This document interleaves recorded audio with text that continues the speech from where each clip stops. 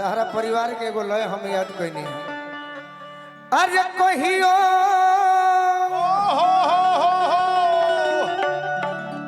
कोरवे में बीतत रहे रात हो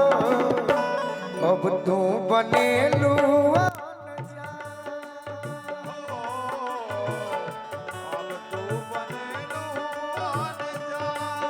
अरे कहियो कोरवे में बीतत रहे रात हो अब तू बनेलू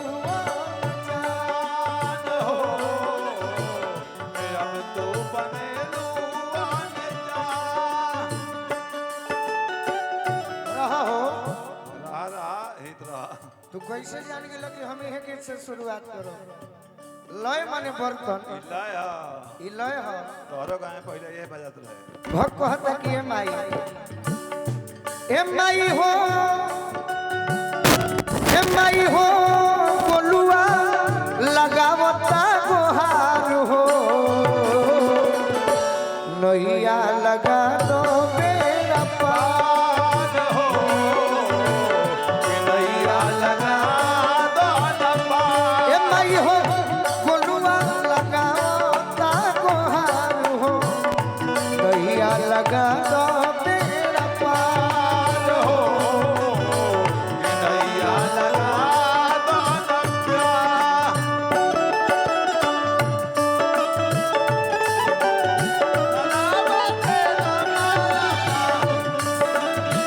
तबला देखिए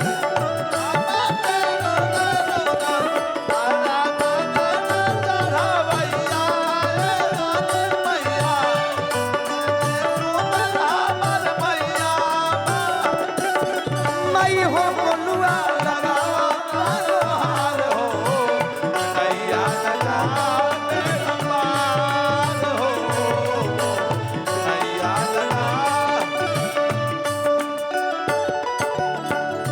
कहता कि माई सुरबा न ताल जानी कुछ के हाल नहीं कवन हो लायो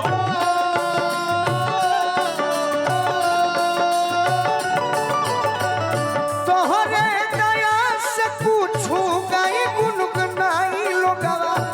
कहता रे गायो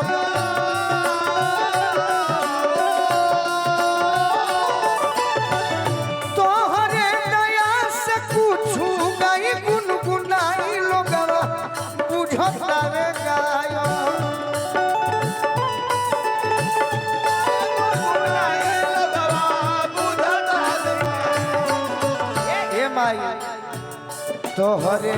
पयसरा तोहरे पयसरा हमार माई हो ए माई हो कोइला नहीं हो या चारा हार हो अरे नैया लगा तैयारी हो जा ए माई हो तोहरे पयसरा हमार हो नैया लगा